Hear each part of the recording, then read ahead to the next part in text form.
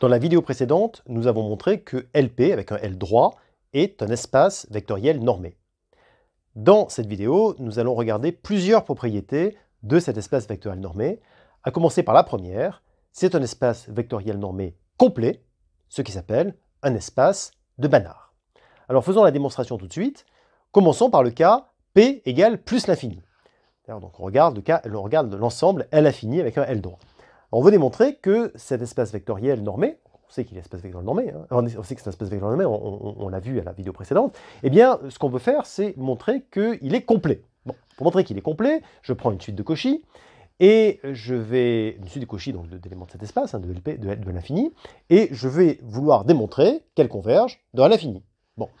Donc, je prends une suite de Cauchy. Alors, une suite de Cauchy, c'est chaque fois que je prends un epsilon positif, il existe un rang à partir duquel la distance entre les deux termes est toujours plus petite qu'epsilon. Alors là, je vais prendre, puisque c'est vrai pour tous les epsilon, ça doit être vrai pour tous les 1 sur k, avec k appartenant à n étoiles. Et d'ailleurs, si c'est vrai pour tous les 1 sur k, pour k appartenant à n étoiles, ce serait vrai aussi pour tous les epsilon. C'est extrêmement positif. Bon. Alors, vous allez voir pourquoi je préfère n étoile ici, que R plus étoile, vous allez voir dans un instant. Alors, donc ça, c'est une suite de Cauchy. Donc, je vais dire la chose suivante, c'est que ce que ça veut donc dire, hein, puisque dire que la norme infinie de Fm moins Fn est plus petite qu'un sur K, je rappelle que la norme infinie, hein, c'est le sup essentiel. Donc ça veut dire qu'il existe un ensemble Zk de mesure nulle, hein, donc tel que valeur absolue de Fm de x moins Fn de x soit plus petit que 1 sur k pour tous les x de E, sauf éventuellement sur l'ensemble de mesures nulles Zk. Hein, c'est ça que ça veut dire. Bon. Alors j'attire votre attention sur le fait que Fm moins Fn ici, ce sont des classes de fonctions. Hein, Fm et Fn, c'est des classes de fonctions, c'est des éléments de L infini, alors que là, ce sont leurs représentants. Hein, c'est Fm de x et Fn de x. Je les évalue en un point.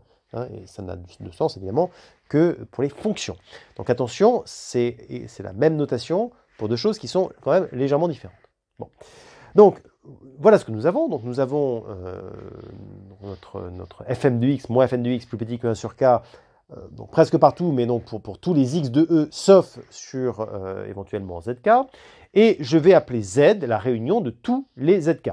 Alors, vous remarquez une chose, c'est que comme les Zk sont tous de mesure nulle et que j'en prends une réunion dénombrable, eh bien Z est encore de mesure nulle. D'ailleurs, ça explique la raison pour laquelle je préférais prendre K dans N étoile que prendre Epsilon dans R plus étoile. Vous voyez, donc là c'est là où ça paye. Bon. Donc j'ai Z qui est la réunion de ces Zk, et donc l'assertion précédente implique l'assertion suivante, qui est que chaque fois que je prends un x dans E privé de Z, forcément, Fm de x moins Fn de x est plus petit que 1 sur k. Alors vous remarquez que le x ici, hein, puis le e privé de z, ne dépendent absolument pas de n. Hein, donc je peux permuter les quantificateurs et dire que chaque fois que je prends un x dans e privé de z, eh bien, pour tous les cas dans n étoile, il existe un rang à partir duquel n moins un peu plus grand que n, plus grand que, etc., me donne Fm de x moins Fn de x plus petit que 1 sur k. Et donc, comme c'est vrai pour tous les cas dans L étoile, ce sera vrai pour tous les epsilon positifs. Et donc, ce que j'ai démontré, c'est que la suite numérique réelle Fn de x est une suite de Cauchy d'éléments de R. Hein, ça, c'est vrai. Attendez, si c'est une suite de Cauchy d'éléments de R, attendez, R est complet. Oui, alors attendez, si R est complet, ça veut dire que Fn de x converge. Donc, en fait, ce qu'on a, c'est que pour tous les x, donc dans E privé de z, j'ai une suite numérique réelle Fn de x, donc Fn évalué en x, qui est une suite convergente. Je vais tout de suite appeler f de x, sa limite. Bon. Donc, j'ai quoi? J'ai la convergence de Fn vers f, simple, sur E privé de z. Bon, alors ce que ça veut dire, c'est quoi? C'est que quel que soit x dans E privé de z, et quel que soit k dans N étoile, il existe un rang à partir duquel Fn de x moins f de x est inférieur à 1 sur k. Donc voilà ce que j'ai. J'ai montré que si je prends une suite de Cauchy d'éléments de L infini, elle converge simplement vers une fonction f qui satisfait ça. Bon. Je n'ai pas encore démontré que f était dans L infini, et je n'ai pas encore démontré que la convergence avait lieu dans L infini. Enfin, avec cette égalité-là, je suis vraiment à côté, hein, ce n'est pas difficile de l'obtenir. Bah oui, là, j'ai forcément les deux, hein, ça résulte de cette équation. Donc, ce qu'on a obtenu, c'est que Fn converge dans L infini. Et donc, bah, ce que j'ai fait, c'est que j'ai pris une suite de Cauchy d'éléments de L infini, et bah, elle converge dans L infini. Donc, dit autrement, L infini est un espace vectoriel normé complet, donc un espace de Banach. Maintenant, faisons le cas où P n'est pas égal à plus l'infini, hein, donc c'est un nombre réel plus grand, supérieur ou égal à 1. Bah, je vais faire la même chose, hein, je vais prendre une suite de Cauchy d'éléments de LP, mais cette fois-ci, je vais prendre une suite extraite. Alors, il suffit de montrer qu'il existe une sous-suite hein, convergente dans LP, et si j'ai ça, forcément, comme elle converge et que, il n'y a pas de problème, hein, donc très bien.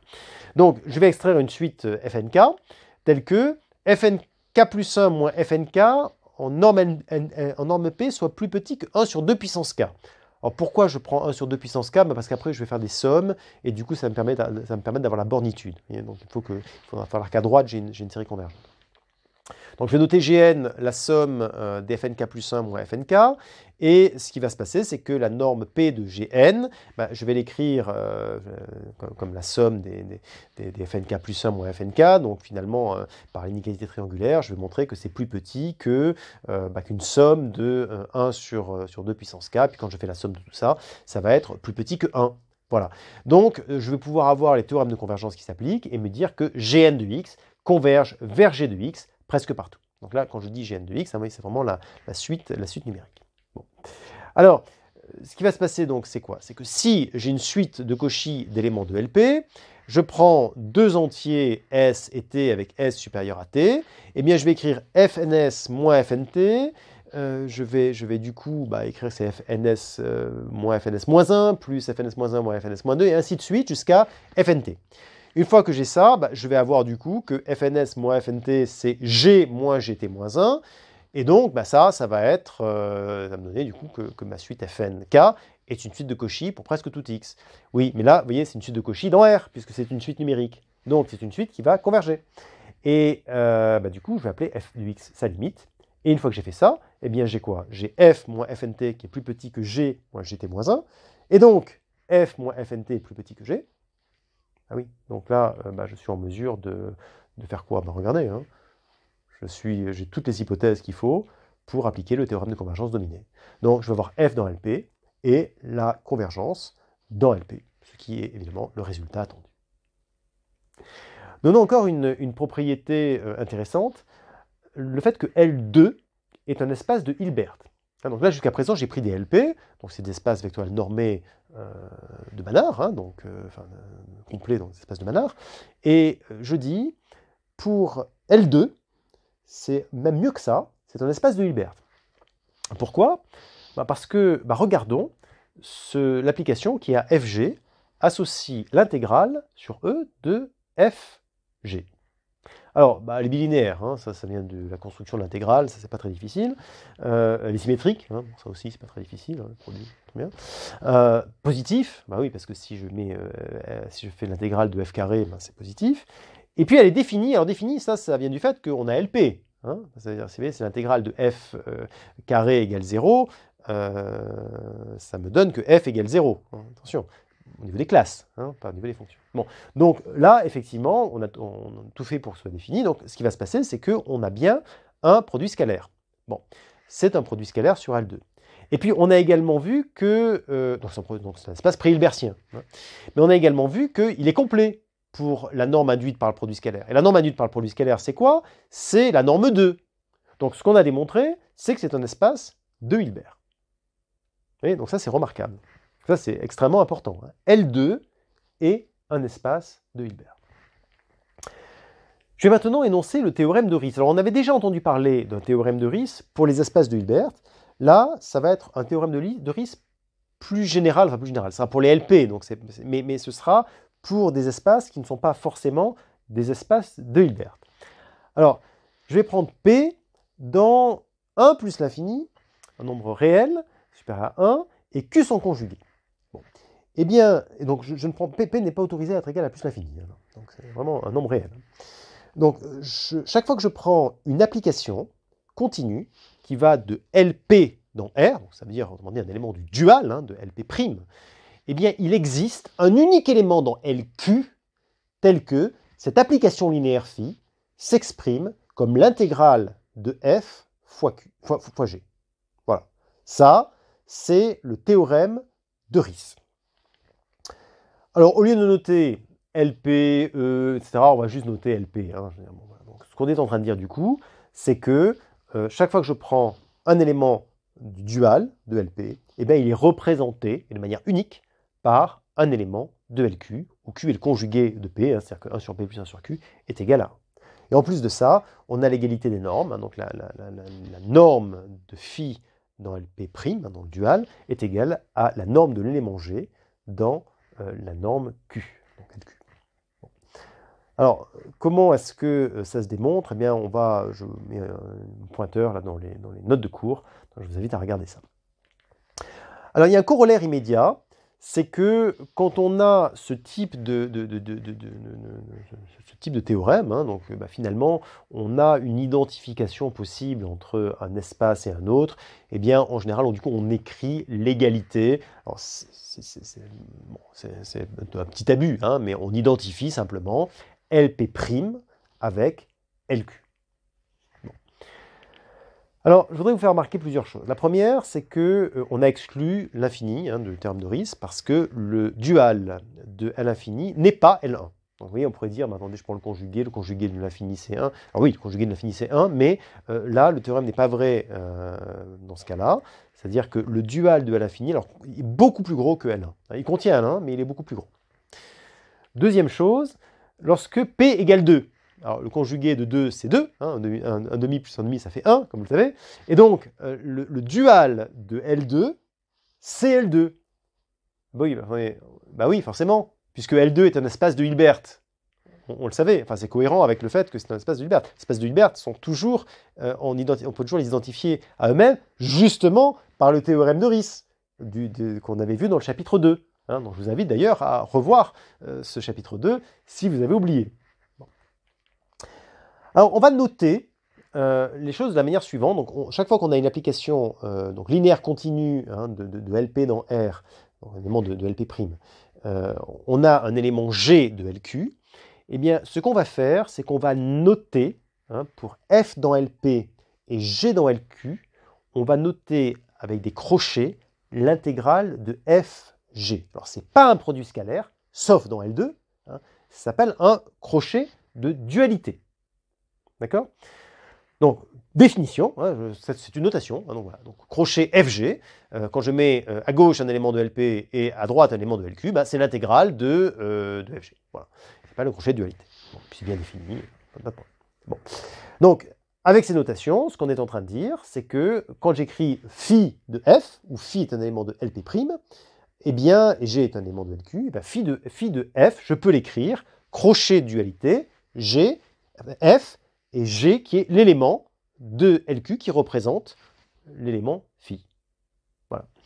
Et puis, on l'a dit, hein, dans le cadre, si on est dans L2, donc c'est un espace de Hilbert, et dans ce cas, bah, le crochet de dualité, il se trouve que c'est aussi le produit scalaire. Hein, les deux notations coïncident. Crochet de dualité et produit scalaire, c'est pareil. Voilà, si on est dans L2.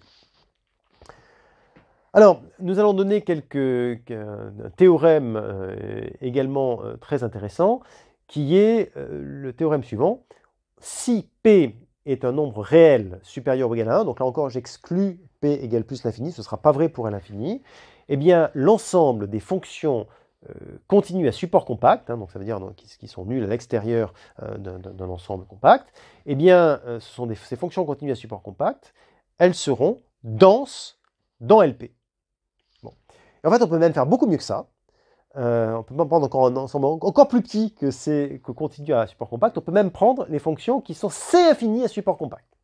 Les fonctions C infini à support compact sont denses dans LP. Bon, ça, c'est toujours des théorèmes qui sont très agréables parce que, vous voyez, quand on veut démontrer certaines propriétés, parfois on fait des démonstrations par densité. Alors, qu'est-ce que c'est une démonstration par densité? On va en voir une dans la vidéo qui arrive juste derrière.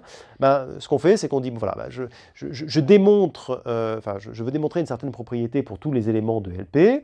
Eh bien, je commence par dire, comme c'est infini à support compact et dense dans LP, eh bien, je peux m'approcher aussi près que je veux d'une fonction de LP. Donc, je vais prendre un epsilon positif.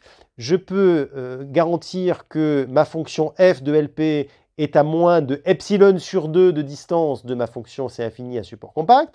Et puis après, je fais, pour les fonctions à support compact, je montre une propriété du type la norme de la fonction C infini à support compact moins ce qu'on veut démontrer, je ne sais pas ce que c'est, ça dépend du contexte, est plus petite qu'epsilon sur 2. Et puis du coup, on est arrivé à avoir, on a coupé les deux epsilon et epsilon 2, et ça s'appelle une démonstration par dualité. On va en voir une dans la section 4 pour démontrer le fait qu'on a une base hilbertienne. Vous allez voir ça dans quelques instants. Voilà, donc ça, c'est des théorèmes qui sont extrêmement pratiques. Le fait d'avoir des densités de fonctions, c'est quelque chose qui est extrêmement commode. Voilà. Alors, la démonstration de ce théorème, on la fera, elle tombera toute seule, plus exactement, dans le chapitre 7, lorsque l'on fera les convolutions et les suites régularisantes.